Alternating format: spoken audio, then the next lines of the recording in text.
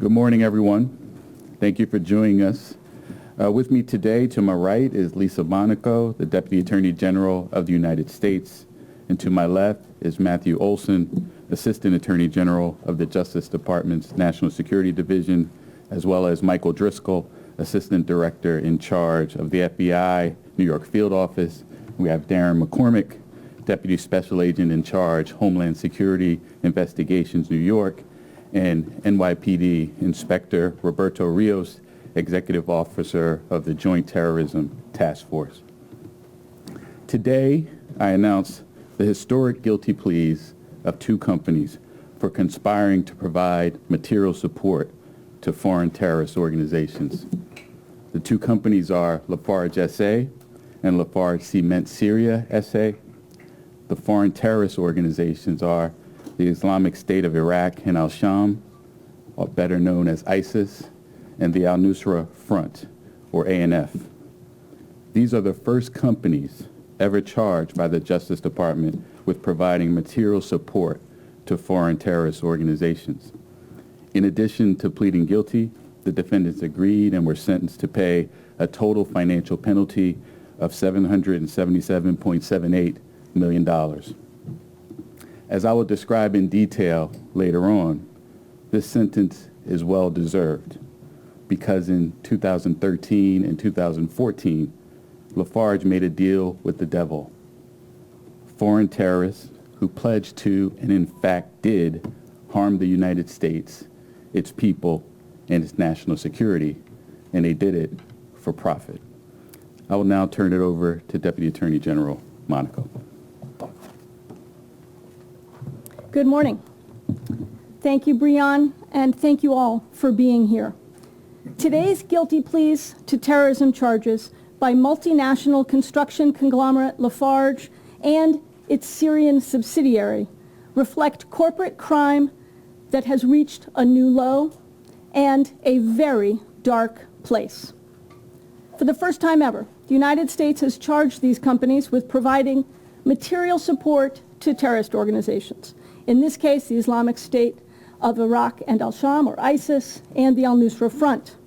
And for the first time, companies have pleaded guilty to supporting terrorist organizations, with Lafarge and its Syrian subsidiary facing criminal penalties of more than $750 million.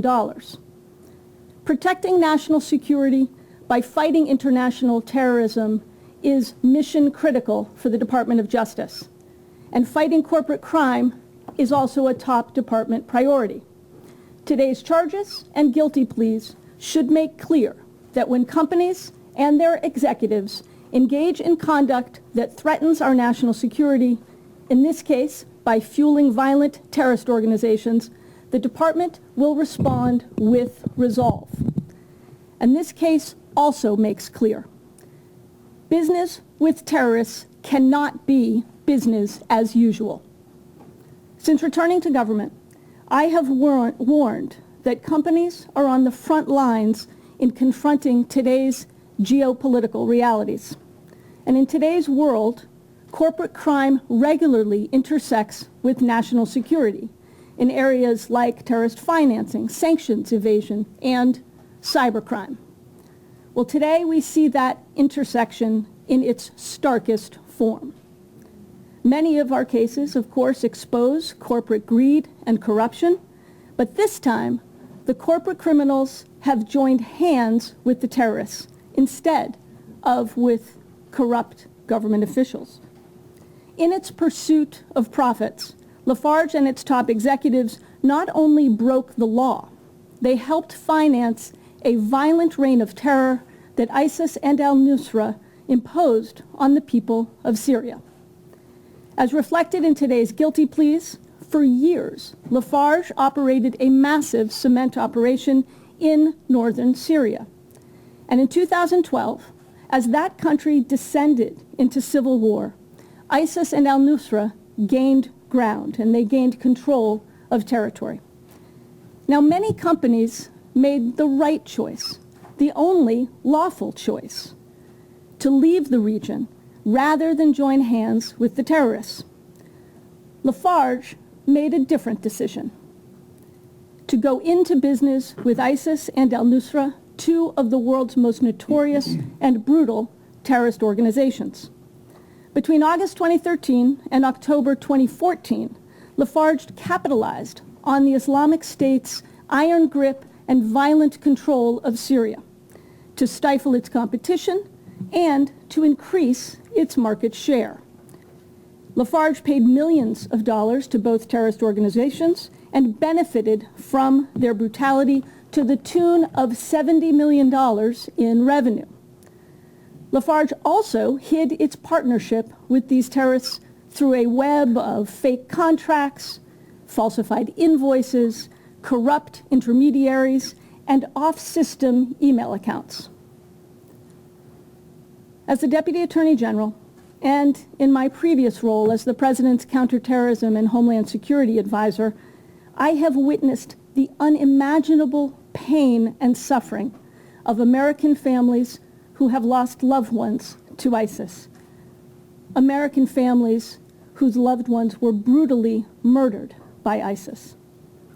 In the summer of 2014, the world watched in horror as ISIS murdered innocent journalists and aid workers.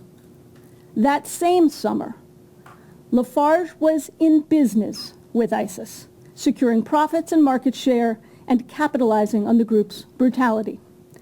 Make no mistake, Lafarge and its leadership had every reason to know exactly with whom they were dealing. They didn't flinch. Instead, Lafarge forged ahead, working with ISIS to keep operations open, undercut their competitors, and maximize revenue. And all the while, through their support and funding, Lafarge enabled the operations of a brutal terrorist group. As also reflected in today's guilty pleas, in one email, Lafarge executives discussed how the company could share the cake with ISIS, the cake being a callous reference to the profits that Lafarge planned to reap with its illicit partnership. When that partnership ended, when it came to a close, the defendants moved to cover their tracks. But the investigation uncovered the emails Lafarge executives tried to hide. Now, the facts of this case are extreme, but they are also instructive of the Department of Justice's priorities when it comes to corporate crime, and it is instructive about what happens when companies and their executives make the wrong choices. First, as I have emphasized before, individual accountability is a top priority. And while I can't comment on any non-public Department of Justice investigations and prosecutions, what I can say is what is already in the public domain, that French authorities have arrested many of the senior executives implicated in the scheme that's detailed here today. This case is therefore a good example of international law enforcement cooperation with partners working independently but in parallel to bring about accountability and justice. In a policy issued last month, I emphasized that companies who identify misconduct should voluntarily self-report and cooperate with the department in a timely and proactive fashion. Lafarge did neither. We also emphasized that companies should have policies in place to enable retention and production of communications that are conducted over third-party messaging systems. Lafarge did not. Nonetheless, thanks to the ingenuity and the efforts of our agents and prosecutors, we were able to locate the inculpatory emails that Lafarge tried to hide off its systems. We've also emphasized that companies engaged in mergers or acquisitions should promptly and properly address compliance issues. Here, the company that acquired Lafarge did not perform due diligence of Lafarge's operations in Syria, despite the clear compliance risk posed by operations in the region. And it did nothing to investigate or address Lafarge's illegal activities until they were exposed publicly. We expect far more from companies, particularly those that operate in high-risk environments. We expect investment in robust and well-resourced compliance programs, attention to national security compliance risks, and careful due diligence when it comes to mergers and acquisitions. We will reward voluntary self-reporting. We will reward proactive cooperation with government investigations. And in doing so, we are sending a clear and unequivocal message. Investing in compliance and corporate responsibility is good business. Before I turn the podium back over to Breon, I want to commend the tireless efforts of the investigators and prosecutors and our international partners on this case.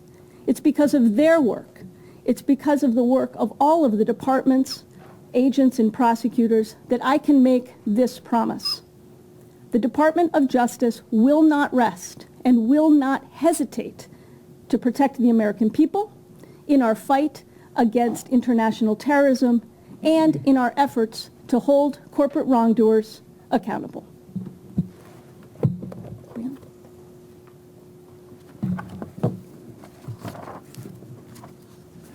Thank you, Deputy Attorney General Monaco. Before this unprecedented charge came an extraordinary crime. During the relevant period, Lafarge was a France-based company that manufactured cement and other building materials in 61 countries. Lafarge Cement Syria, or LCS, as I'll refer to him, was Lafarge's subsidiary in Syria.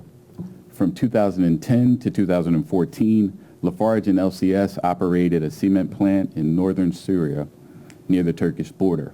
The construction of the plant cost approximately $680 million. In 2011, a civil war began in Syria. Armed groups, including ISIS and ANF, fought against the Syrian government and each other for control of territory and resources.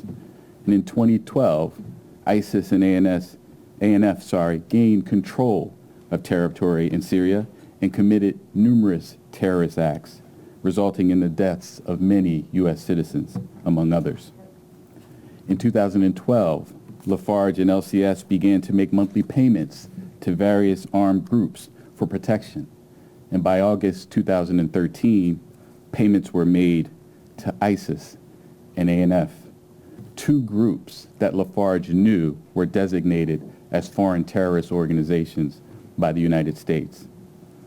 The payments were intended to ensure the safety of LCS's employees and the continued operations of the plant. Now, while paying armed groups for the privilege of running a business was bad enough, the payments evolved in even more disturbing ways. In the summer of 2013, Lafarge and LCS began to negotiate to purchase raw materials from ISIS-controlled suppliers and eventually entered into revenue sharing agreements with ISIS.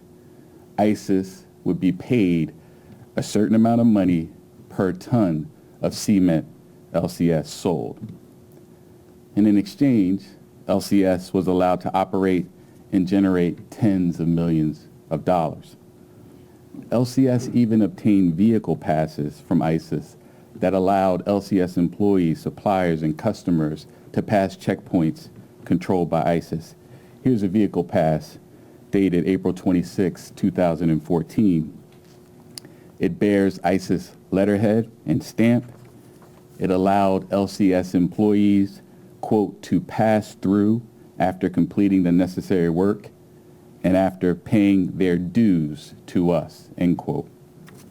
In other words, in exchange for paying ISIS and sharing revenue with ISIS, Lafarge and LCS were able to conduct business as usual. And as the scheme evolved, Lafarge and LCS eventually sought not just permission to operate, but ISIS's assistance in blocking or taxing competitors who imported cheaper cement into Syria from Turkey. The decision to become business partners with ISIS was extraordinary. Leveraging ISIS to harm competitors defies belief, but it really happened. As a reflection of Lafarge's awareness that what it was doing was wrong, the defendants also took steps to conceal their scheme. They asked that the agreements with ISIS not name Lafarge and instead refer to the cement plant generically.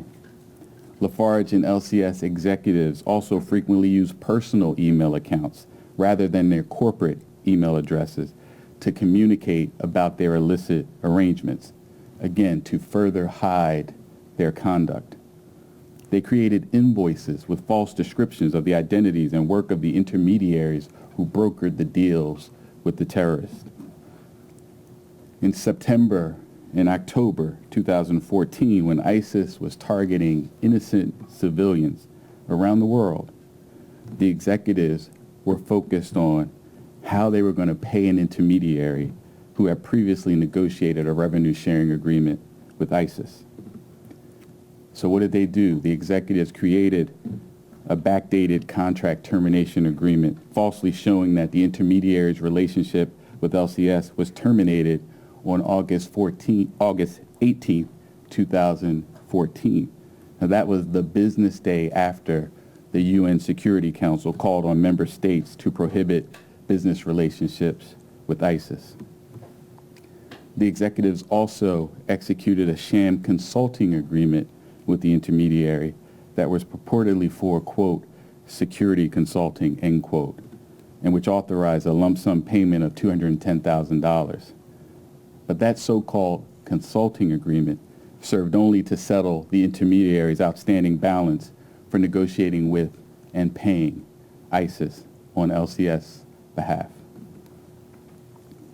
All told, Lafarge and LCS spent millions of dollars implementing this scheme. First, they paid ISIS and ANF the equivalent of approximately $6 million. Second, Lafarge and LCS paid a little over $1 million to third-party intermediaries for negotiating with and making payments to ISIS and ANF. And third, when LCS eventually evacuated the cement plant in September 2014, ISIS took cement that LCS had produced as part of this scheme and sold it at prices that yielded the equivalent of approximately $3.2 million. Let me pause to let that sink in. The defendants paid millions of dollars to ISIS, a terrorist group that otherwise operated on a shoestring budget. Millions of dollars that ISIS could use to recruit members, to wage war against governments, and conduct brutal terrorist attacks worldwide, including against U.S. citizens. This conduct by a Western corporation was appalling and has no precedent or justification. The defendants did this because the partnership with ISIS made economic sense. LCS obtained the equivalent of about $70 million in revenue in Syria from August 2013 through 2014 during the Civil War, and hoped to earn far more when the war ended and they could exploit their dominant position. Now in July 2015, after the criminal conduct I discussed, Lafarge was acquired by its leading competitor, Olson, a Swiss company. Today, Lafarge is a wholly owned subsidiary of Olson. To be clear, Olson did not participate in making payments to terrorist groups or in covering up that conduct which had ended before the acquisition was completed. But although Olson took steps to investigate the conduct once public allegations surfaced and engaged in remediation efforts since then, neither the defendants nor Olson self-reported the conduct to us, nor did they fully investigate and cooperate in our investigation. Based on the defendant's conduct and the other circumstances I just mentioned, defendants have pled guilty and will pay a total financial penalty of $777.78 million, consisting of a total criminal fine of $90.78 million and forfeiture of $687 million. And this is the first corporate prosecution under the Material Support Statute, and today's prosecution should send a clear message that this office and the department and its partners will hold accountable any individual or company that seeks to leverage the brutality of a terrorist organization for economic gain. Before I finish, I want to say a special thanks to FBI Special Agent Brett Donald, HSI Special Agent Megan Shields, NYPD Detective Yak Leno, and FBI Forensic Accountants Unson Lauren Lee and Jenna Casanova. I also want to acknowledge my team standing here by the Deputy Attorney General, Assistant U.S. Attorneys Alon Lifshitz, Alexander Solomon, Ian Richardson, and Josh Hafetz. We also received important assistance from Assistant United States Attorneys Artemis Lakakis, Matthew Hagins, and Lauren Bowman, as well as paralegal specialists Magdalena St. Surin, Wayne Colon, and Ben Richmond. I would also like to acknowledge the work of trial attorneys Bridget Bailing and Jenny Levy of the National Security Division's Counterterrorism Section. And finally, I want to extend our appreciation to the Criminal Division's Office of International Affairs, which provided critical assistance in this case, and to the French authorities for the significant cooperation and assistance they provided to this investigation. Thank you. I'll now turn it over to Matthew Olson. Thank you, Breon. As you've heard this morning, there is no question as to the seriousness of the conduct at the heart of today's resolution. The defendants routed nearly $6 million in illicit payments to ISIS and al-Nusra Front in Syria, two of the world's most notorious terrorist groups. In my time, formerly as the director of the National Counterterrorism Center, I saw the horrific violence perpetrated by these terrorist organizations and the ways that they exploited sectarian violence in Syria to seize territory, to coerce the civilian population, and to generate revenue to accelerate their attack planning. The defendants here negotiated and made unlawful payments, as you've heard, at a time when these groups were gaining territory and brutalizing innocent civilians in Syria and elsewhere, and were actively plotting against Americans. Lafarge and its Syrian subsidiary have admitted to engaging in criminal conduct that constitutes material support to terrorism in both legal and practical terms. And there is no justification, none, for multinational corporations authorizing payments to a designated terrorist group. Such payments are egregious violations of our laws. They justify maximum scrutiny by U.S. authorities and warrant severe punishment. At the National Security Division, we are responsible for coordinating the Justice Department's criminal prosecutions of terrorism offenses, as well as criminal violations of U.S. sanctions and export control laws. Now more than ever, it is critical that the United States hold accountable individuals and companies who break our laws by paying designated entities. In the National Security Division, we are dedicating additional enforcement resources to meet the urgency of this national security imperative. Today's announcement should serve as yet another reminder that the Department of Justice's reach is far and our memory is long. So let me take just a brief moment to emphasize 3 points with broader significance for our work. First, U.S. terrorism statutes and our export control sanctions and export control laws extend to multinational companies anywhere they come within the jurisdiction of our laws. And we are committed to ensuring that companies that seek access to U.S. markets as well as the U.S. financial systems uphold their basic obligations under U.S. law.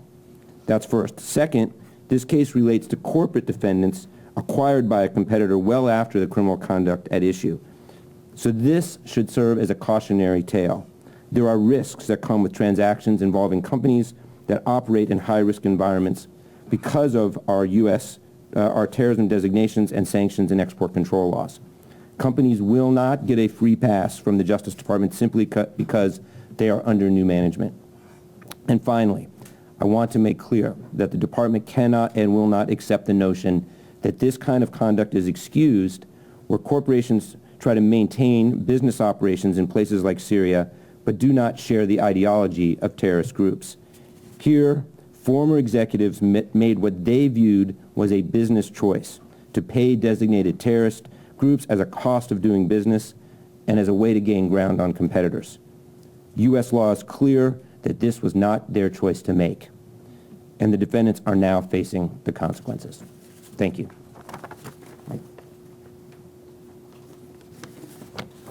So good morning. I do want to thank our colleagues in the media for joining us today for what we believe is a very important announcement.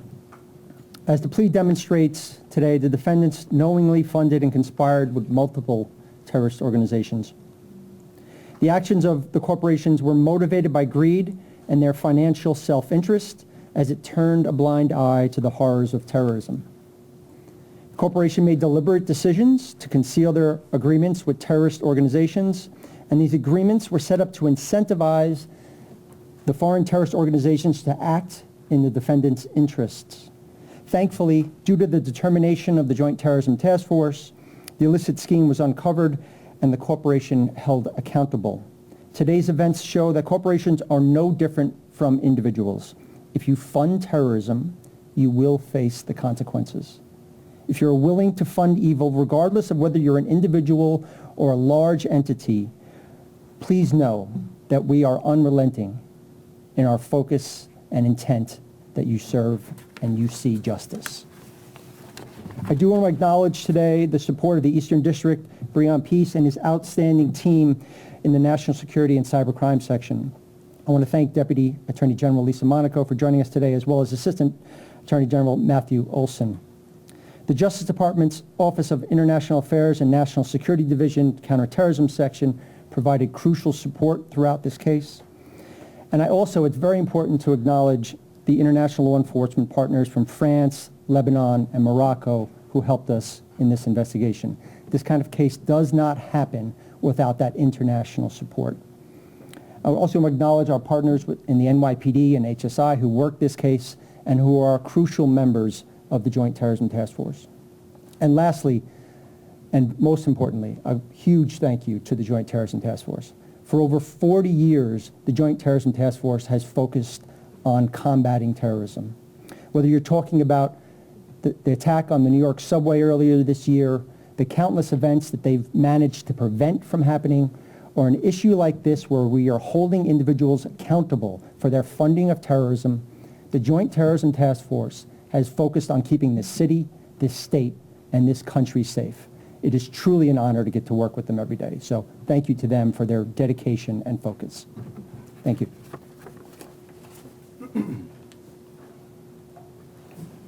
Good morning. My name is Darren McCormack. I'm the Deputy Special Agent in charge for Homeland Security Investigations, New York.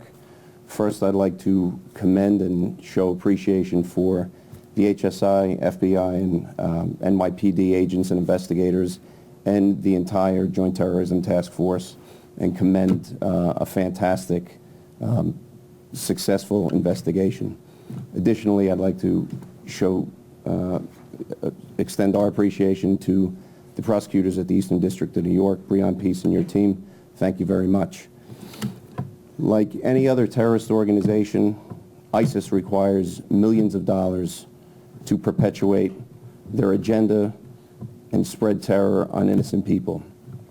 This morning at 10:20 at a courthouse across the street, Lafarge admitted to Lafarge pled guilty to supplying tens of millions of dollars to ISIS.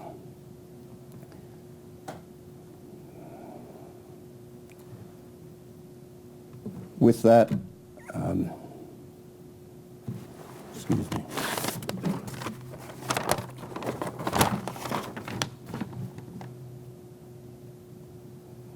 The Lafarge subsidiaries demonstrated shocking degrees of moral and ethical bankruptcy throughout the duration of this case, with their knowing and willful continued partnership with ISIS. So we commend the partners here at the JTTF and Eastern District, and thank you. We're going to take a few questions. Joe, you want to answer the first question? Thanks very much. You've all referred to the unprecedented nature of this case. I was wondering, can we expect more enforcement along these lines, violations of on public places, but more generally, are we expected to see, or are you expected to see more cases like this? What I'll say is I think the department and this office will use all tools at its disposal, including the material support statute, to combat terrorist activity. As we've described, ISIS, ANF, and others have engaged in brutal attacks against the United States, its citizens, and its national security interests. And we are invested in trying to prevent those attacks and making sure that those who violate our terrorism laws are held accountable here in the United States in the court of law. Just a follow-up question on that. Do we expect any individuals tied to the behavior described in court, including there was an identification of American national, a U.S. national, that participated in court? Can we expect you to bring charges to additional people, or will that be handled by another authority? I can't comment on other investigations or other people or entities other than the two that pled guilty today. I will note, and I think it's the Deputy Attorney General noted, that the principal executives are French nationals and are being prosecuted in France or subject to prosecution in France, but I can't comment any further on any investigations of individuals. If I could just follow up on that, because a lot has been said, companies do not get a pass, but it does not seem so far U.S. authorities have charged any former executives, and I wondered why that is. And I was also wondering, this company boasts on its website that they helped build the 9/11 Memorial, among other landmarks here in New York. And I'm wondering if any of the money that was spent here in New York as a result of the way this company is structured actually wound up going into the hands of terrorists. As I said before, John, we can't comment on investigations or prosecutions of individuals today. To your second question, we haven't identified evidence that money that was paid by LCS or Lafarge to ISIS or an ANF ended up funding the memorial here in the United States. Yeah, just to follow up on the individuals, I know the Deputy Attorney General mentioned that French authorities had, I believe, arrested some of the executives involved. Could you just clarify when those arrests happened, exactly how many people we're talking about, and if there, what the overlap is, if any, with the 6 executives? Yeah, and Luke, I can't speak really to the details of the French investigations or prosecutions. There have been some public disclosures about those cases, as well as some public disclosures of court decisions, but I really can't get into details about the French prosecutions. You mentioned earlier that the U.S. can prosecute any multinational companies wherever they enter U.S. jurisdiction, and I was wondering if you can have a bit more detail about how exactly Lafarge enters U.S. jurisdiction. Sure, and the information goes into that. I think it's fair to say the material support statute gives broad jurisdiction for U.S. courts to handle cases involving a violation of that statute for conduct that principally occurred abroad.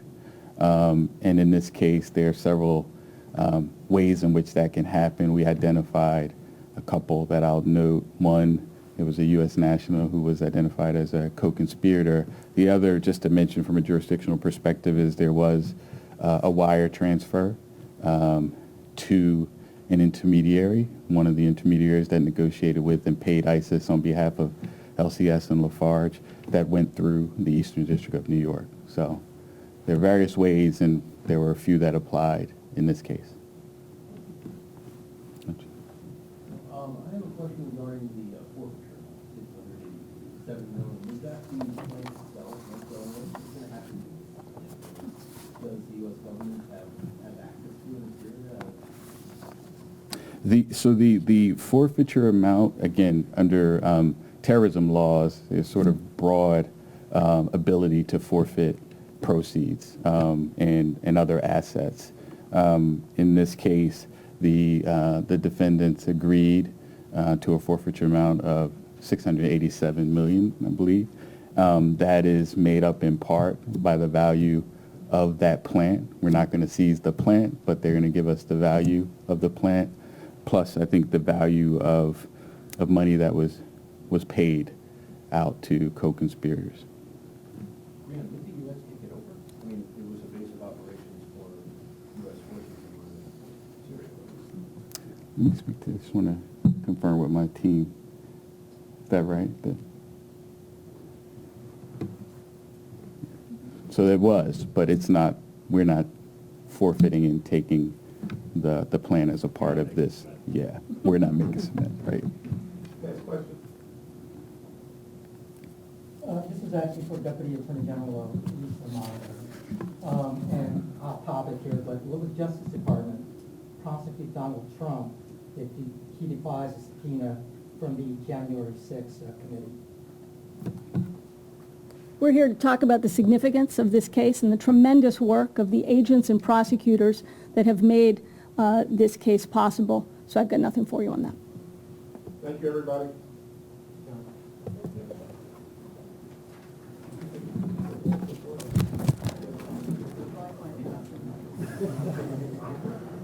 Still not working?